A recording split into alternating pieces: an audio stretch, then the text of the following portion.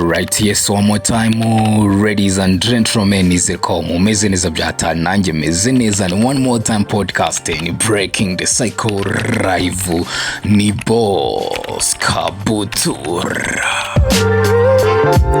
Yes, umwaka w'ibihumbi 2024 usize umuziki nyarwanda ahantu heza cyane rwose cyane mu buryo bugaragarira umuntu uwo ari we wese ukurikirana umuziki nyarwanda. Ibingibi tubibonera mu mboni nyinshi zigiye zitandukanye, yaba muri quality y'umuziki nyarwanda ubungubu dufite, yaba aho imiziki yacu ibasha kugera muri East Africa ndetse muri Afrika no kwisi hose muri rusange, ndetse n'isoko uyu munsi umuziki nyarwanda ufite. Nge rero icyo nshaka kugarukaho ni uburyo mu myaka yatambutse umuziki nyarwanda